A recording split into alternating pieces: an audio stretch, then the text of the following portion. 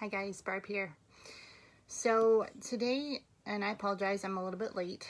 I was planning on doing this right at 11, but having some technical difficulties. I am from Creative Space. We have a program called Workplace Live, and so now I'm going to talk about how to use DiSC to build your team up. And afterwards, after I'm done posting this, I will put a worksheet on underneath so you guys have like a checklist. Sound good? All right. So if you guys are all familiar with the DiSC, there are 4 different categories, and each of the DiSCs has different strengths. So I'm going to go over what those strengths are and what to look for when you're building up your team. And if you'd like, you can say hi, and I hope everybody's having an awesome day. So let's delve into the fun stuff. And if you would like, there is a free version of DiSC. It doesn't go into as in depth as our assessments do, but it is helpful. So it's a free resource that you can use to identify, especially as you have people coming in to your team as you're hiring. It's a good resource to have to build your team up. And it's not something that you have to pay for, which is nice. So let's delve right into it. So most of you guys, if you are looking at building up your team, more than likely you have your own DiSC style, right? And every DiSC style, as I said, has their own strengths. So one thing to keep in mind, because your style is going to be different, you want your style to be different from some of your teammates, because your strengths are not necessarily going to be the strengths that other people have. And when you have a well-rounded team, it helps to do things, it helps to make your team stronger, be more productive, and do the things that you necessarily wouldn't want to do, if that makes sense. So let's get into it. And I love the DiSC. I'm a nerd. I'm a psych nerd. I don't know if you guys know, but I have my whole background is in psychology and counseling. I'm actually a therapist, but I use DiSC to help out companies, DiSC and 5 behaviors to help companies identify things that they're working on and things that they need to do. Hi, Christina. And by all means, if you guys have questions, please let me know. You guys feel free to post them in the comments, and I will get through them, and so it should be fun. Okay, so so the 4 different DiSC styles are: D is dominance, I is influence, C is conscientiousness, and S is steadiness. And some of those, you can delve really deep into this stuff, but I'm just going to do an overview for sake of time. So, D, some of the strengths or some of the traits that they have, they tend to be direct, results-oriented, firm, strong-willed, and forceful. I's, influence, they tend to be outgoing, enthusiastic, optimistic, high-spirited, and lively. So they're like the cheerleaders, the people that kind of get excited about doing the sales process. They love meeting new people, and they have all kinds of good ideas, right? And these are our pushers. They help to push the company forward to make progress. C's, conscientiousness. So C's are analytical, they're reserved, they're precise, they're private, they're systematic. So C's are awesome at setting stuff in place that needs to be there. So paperwork, making sure that your company is following the laws that it needs to. So lawyers tend to be good C's. The administrators, the editors, people that are very detail-oriented. Steadiness, so S, they tend to be even-tempered, accommodating, patient, humble, and tactful. So these people tend to be your human resources people. They tend to want everybody to get along and to have a happy environment. So why do you need people from each area? So as you get into identifying like the different areas, they have different priorities. Each different DiSC style has a strengths that help the team to function better, help with productivity, help with getting your goals done and getting you to where you need to be. Because if you have too many of the same, it tends to make the team lopsided. And if you bring in someone that is not what the dominating culture is, there tends to be conflict, and there tends to be turnover, unhappy workers, and just a lot of tension. Sometimes it becomes a toxic work environment. So understanding like where each of your different teammates comes from, and understanding how to make them productive and how to bring everybody together is definitely something that you can use DiSC for. So I highly recommend using it, even just as a tool for hiring. All right, so what I mentioned before, as you're doing the hiring process, you want to make sure, and this is on the checklist too, you want to make sure that you are being aware of your own limitations. So as you are doing the hiring process, as you're interviewing people, so for example, I'm an SC, so I prefer a different way of talking to people, to a different way of communicating. A D, in my eyes, might come off as pushy, might come off as make me uncomfortable. But recognizing that going into the whole hiring process is useful, because Ds are useful. They tend to help us get results. They tend to be our go-getters.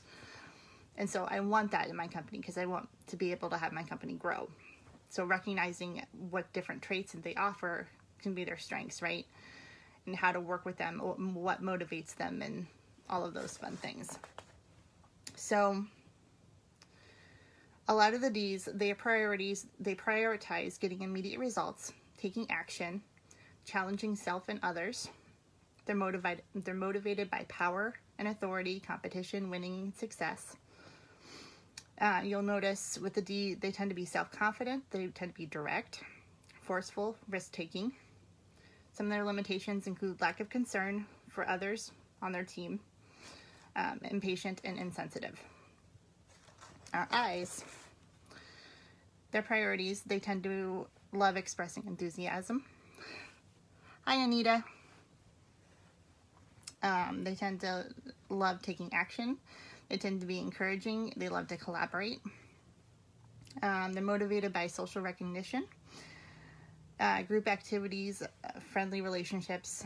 Some of their fears include social rejection, disapproval, loss of influence, being ignored.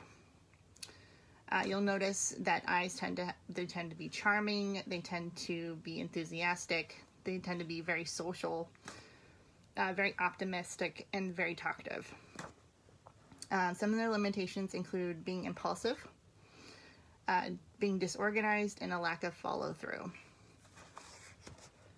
So, and then for an S, a steadiness. Some of their priorities include giving support, maintaining stability, enjoying collaboration. They tend to be motivated by stable environments, sincere appreciation, cooperation, opportunities to help. You'll notice that they tend to be patient, they tend to be a team player, they tend to be calm, good listeners, and they tend to have humility. Some of their limitations include that they tend to be overly accommodating. They have a tendency to avoid change, and they tend to be indecisive. Our Cs, our conscientiousness, they tend to prioritize accuracy, maintaining stability, and challenging assumptions. They're motivated by opportunities to use expert or gain knowledge. They have a specific attention to quality and to detail. Their fears include criticism, slipshod methods, and being wrong. And you'll notice that they tend to be precise, analytic, skeptical, reserved, and quiet. Some of their limitations include they are overly critical, they have a tendency to overanalyze, and they tend to have a tendency to isolate themselves. So as you're working with each of the different styles, so say you have a team. You have a team of all 4. So what's that look like, and how does that work? So if everybody has their own priorities and their own way of coming at the situation, how do we pull that all together? So as a manager, you would recognize the different styles, what motivates them. You would also recognize the way that each person prefers to communicate. So for example, if you have a D and a C working together, a D is going to get frustrated because the C needs to have quality, and they tend to take a long time to do things because they want to check over everything 4 or 5 different times before they release something.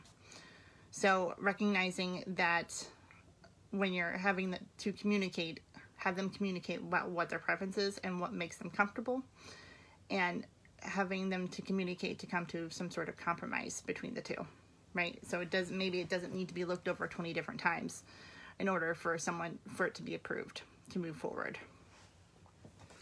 If you're having an I and a D work together, I's tend to be,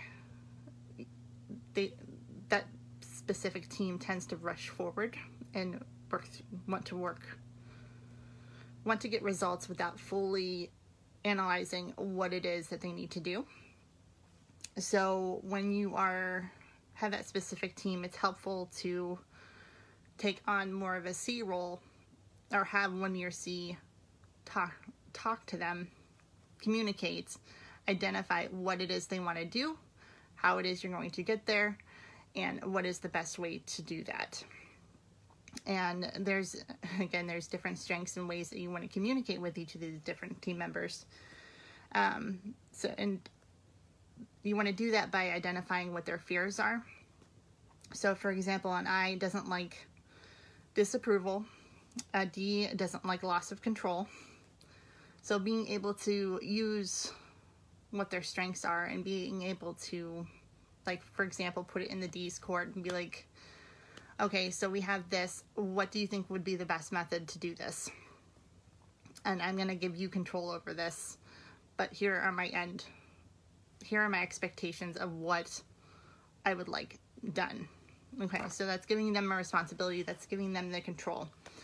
I's being complimentary towards them, giving them affirmations about what their ideas are, and coming at it from a perspective of, if that's not necessarily an idea you want to go with, saying, again, affirming their idea, and then stating that maybe coming from it from a different perspective, but doing the problem solving with them. S's, you have to be careful with S's in regard to directness, because they can, again, they're very much, let's go along with anything you say. So they're hesitant to speak up in certain situations, and so you may need to pull it out of them. So creating an environment that it's okay to communicate different ideas. C's, so being aware that they have knowledge, that they're coming from it from a perspective that they know what they're doing, right? So recognizing that is going to help us see. All right. That's just kind of like a general overview, guys. But hope this was useful. If you have any questions, feel free to send me a message, or if you have any questions on what it looks like to do the interviewing process, or using your specific DiSC style to develop your team, because it's going to look different for everybody.